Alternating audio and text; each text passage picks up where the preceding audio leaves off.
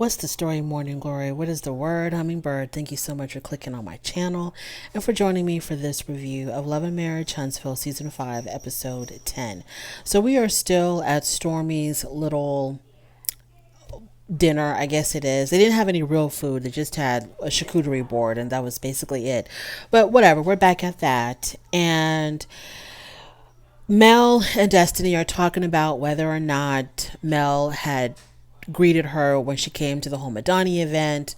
And then the question was asked to Destiny, well, now that you know, and I think Kimmi asked it, now that you know that Melody did greet you, she did acknowledge you and said your name when she came in, does your opinion change of her and how things went down? And Destiny was like, nope. Okay, that's fine. So, Mel says that it should be okay if people are not BFFs, people don't get along, if people don't want to hang out with other people, that should just be accepted and that should be okay. And not everybody is meant to be, best friends until the grave. So, I think, yeah, so that's fine. Okay, y'all don't have to be best friends. Y'all can definitely be civil. You can be polite to one another, but you don't have to roll like the way you used to, and that should be perfectly accepted, and that should be fine. So at the end of the little dinner, Stormy passes out her little gifts to everybody, and I really wanted to see what was in the boxes, but we didn't get a chance to see. But she has gifts for everybody, which is really sweet of her. And then Mel and Kimmi, they actually walk out together, just the two of them. And Mel was asking Kimmi, how she was doing, if she was okay, because, she seemed like something was going on at the dinner. And so Kimmi says, yes, there is something going on, but she's just not ready to talk about it now. And Kimmi told Melody that she did appreciate Melody's concern for her. Moving on from there. Tisha and Marcel, they have an inside picnic. So Marcel has planned this picnic for them. The kids are gone, so he wants to take advantage of that. And he was going to have it outside, but it was raining, so they ended up having it inside. And he has everything laid out, another charcuterie board. And here comes Tisha, and she had on like a pink pajama set, I think it was. And I thought she looked just so lovely. The pink against that beautiful chocolate skin. I thought she looked absolutely adorable. Her makeup was just right. Her hair, she just looked so, so pretty. So, they talk about the retreat of all things. They talk about the retreat in Dr. Francis. And Marceau says that he really doesn't care for Dr. Francis's tactics or his way of counseling couples. He doesn't like it because he said that Dr. Francis is very, very biased against the men. Dr. Francis thinks that all masculinity is bad. So he doesn't care for that. He says, you know what? If you want to continue seeing a counselor, you're going to have to find somebody else because I'm not feeling Dr. Francis at all. Plus, he also said that Dr. Francis, he acts like he's always right. Everybody else is always wrong. And so Marcel was over Dr. Francis. So Tisha said that if all it takes for him to go to counseling with me is for me to find another therapist, then another therapist I shall find. Then she tells Marceau that she's planning a period party for her daughters and for, her daughters' friends. And it's a way to kind of teach them about their cycles and what to expect and give them an opportunity to ask whatever they want to ask, just to be educated about their bodies, their cycles, etc. Moving on from there, Kimmi and Maurice, they're on their way to the hospital for Kimmi to get her biopsy on the 2 lumps that she had found.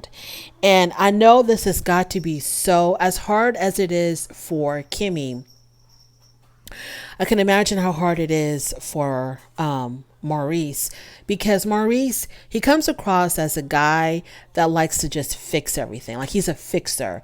If he sees a problem, he tries to figure out how to fix it. And this is something that is out of his control. He cannot fix this. He can only be there to support her. And so I'm just imagining how hard this must be for him to go through. And Kimmi is just being just so super strong. And Kimmi not wanting to tell everybody what's going on until she gets real answers. To me, that is like totally understandable. Like some people are just like that. Like when they're going through something, they kind of want to just be able to figure it out on their own first before they invite a whole bunch of people in. So the Kimmi scenes right now for me are just, and I'm pretty sure for everybody that's a fan of the show, it's just really hard to watch. So moving on from there, Destiny is having a photo shoot and she invited Melody. So Melody comes over. So when Melody arrives at the photo shoot, in the beginning, it's all fun and games. And they were laughing and giggling and joking around with one another. And I was feeling really good about this. And I was like, oh, okay, things are really looking up. Hopefully this is going to lead to, more positive things between them. But not so much. When they finally have a chance to sit down and have a conversation, it didn't go very well. I don't think it went very well. To me, it seems like Destiny really wants to, I don't know if it's clear her name with Melody. She really wants to go back in time and discuss what happened. And Melody, she's coming from the standpoint of, I'm over it. I've accepted it. Whatever. I've forgiven everybody involved, forgiving myself, whatever, and I'm moved past it, and I just want to move forward.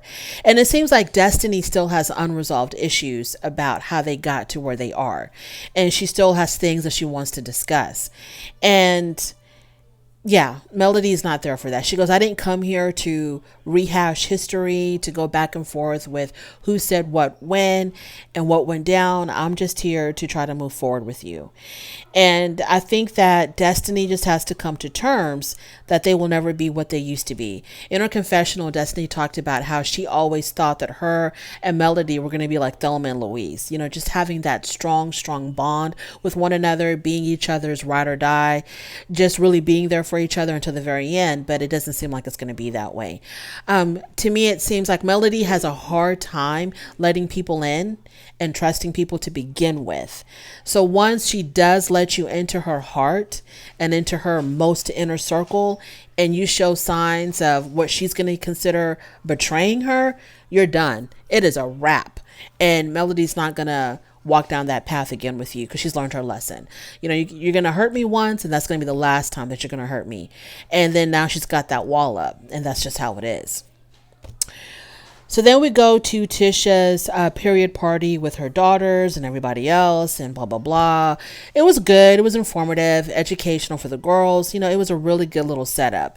And it was a great opportunity for girls to not view their cycles as being, so stigmatized and something that's so taboo. It's normal. Everybody gets some. This is just how life is. We don't have to be secretive about it. We don't have to be uncomfortable talking about it. It's just a part of life, and that's just what it is. So the whole thing was absolutely positive. I liked it. I gave a lot of kudos to Tisha for setting this up. And then Maurice shows up and he wants to talk to her outside. So Tisha goes outside and Kimmi's already out there, and they're there to tell her that the results of her biopsy, her ultrasounds, her MRIs, all of that, it all came back that she does have cancer, and she's got stage 2 cancer. And watching that scene, I started crying. I saw Tisha crying, and I never thought in a million years that her results were going to be positive. I was keeping a very positive attitude. I was like, she's got this. It's not going to be cancer. It's going to come back negative for cancer. I was so sure of it. I would have bet my life on it that her results were going to come back negative. So when I saw her start crying, and then when I heard her say the results are not good, or I've got some bad news, I think that's how she started it off, by saying I have some bad news. I was just like, oh no, Kimmi, no. But the positive side is she caught it early. And another positive thing about this is that she's going to make a whole lot of other women aware. And I'm pretty sure from this episode, there's going to be at least one woman. And that's all it takes. Just one woman to go and get checked. And, and just start constantly, doing your annual exams, etc. It's going to inspire one woman, to just look after herself and be very proactive. Because of her being proactive, they were able to catch it when it was just at a stage 2. So she says that it's an aggressive type of cancer, but because they caught it so early, her prognosis looks good. So I know it's bad now, but I know that we're going to get to a point where she's going to be able to come back and say she is absolutely 100% cancer free. I know that day is coming. So, when stuff like this happens, it puts everything in perspective for us, the viewer, because we look back at all the other mess going on and we're like, nothing is worth bickering about. Nothing is worth, going through the silliness, the pettiness. None of that is worth it. None of that is important when you see something like this.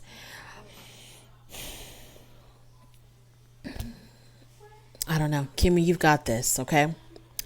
So that is my little review. Thank you so much for joining me. I really do appreciate it. On your way out, please don't forget to rate the video. Don't forget to subscribe if you like this content, and I will definitely talk to you later. Bye.